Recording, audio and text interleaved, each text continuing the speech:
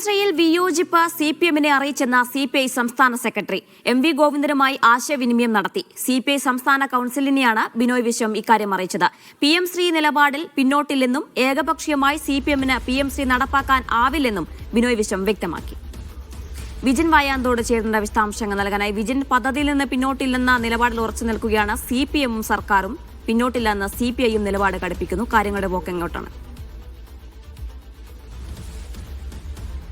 Jeena, PM Shri പദ്ധതിയിൽ ചേരാനുള്ള തീരുമാനം വിദ്യാഭ്യാസ വകുപ്പ് അറിയിച്ചത് മുതൽ കടുത്ത വിമർശനമാണ് CPI രേഖപ്പെടുത്തിക്കൊണ്ടിരിക്കുന്നത്. CPI സംസ്ഥാന സെക്രട്ടറി തന്നെ ഇക്കാര്യത്തിൽ പരസ്യമായ വിമർശനവുമായി രംഗത്തെത്തിയിരുന്നു. ഒരു കാരണവശാലും സംസ്ഥാന സർക്കാർ ഈ പദ്ധതിയിൽ ചേരരുത് എന്നുള്ള നിലപാടാണ് CPI രേഖപ്പെടുത്തിയത്. ഇന്നലെ ചേർന്ന മന്ത്രിസഭാ യോഗത്തിൽ CPI അംഗങ്ങളും ഈ കാര്യം വ്യക്തമാക്കി മന്ത്രിസഭാ യോഗത്തിൽ നിലപാട് അറിയിച്ചിരുന്നു. PM ശ്രീയിൽ ഒരു കാരണവശാലും ചേരാൻ പാടില്ല എന്നുള്ള നിലപാടാണ് അവരും സ്വീകരിച്ചത്.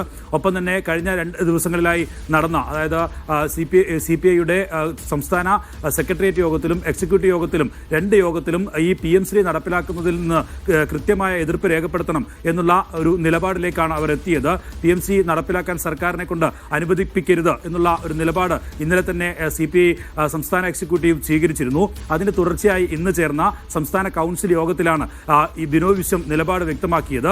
ഇക്കാര്യത്തിൽ CPM സംസ്ഥാന സെക്രട്ടറി MV ഗോവിന്ദനുമായി സംസാരിച്ചു.